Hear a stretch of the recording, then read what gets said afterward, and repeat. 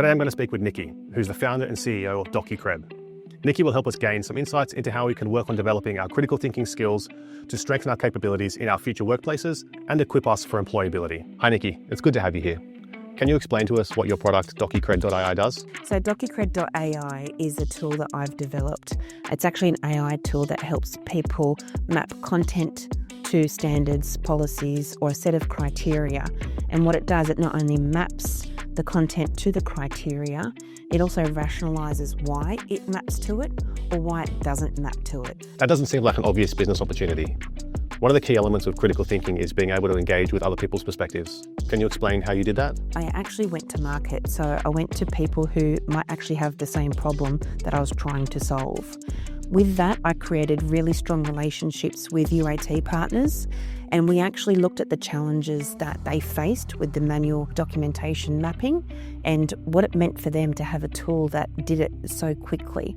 So they looked at the time, they looked at the cost of headcount, the evidence report that it created as well. And I actually co-designed some of the features of DocuCRED.AI with those partners. You can't stay in the same lane the whole way when it comes to innovating. You actually have to have that time to listen.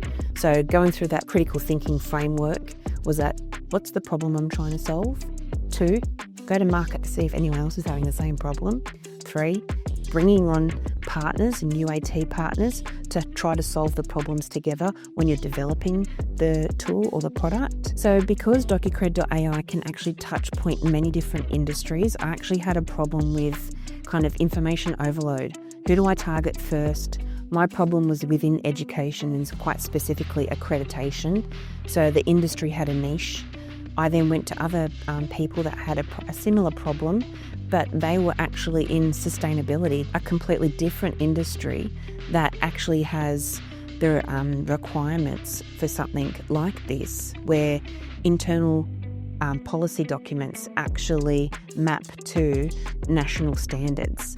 So they had a different problem statement. Because my tool is actually sector agnostic, I need to think about the different viewpoints from different industries. And do we all have the same type of problem? So what are the commonalities? And that's how I actually brought together all of their feedback. UAT took me about 5.5 months.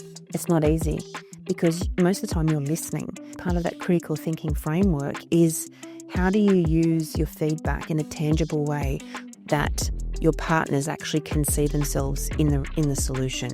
And today we've got some of the companies that I started off with in that UAT very early on, very green stage of building a product that are actually using the product to date, and they're loving it.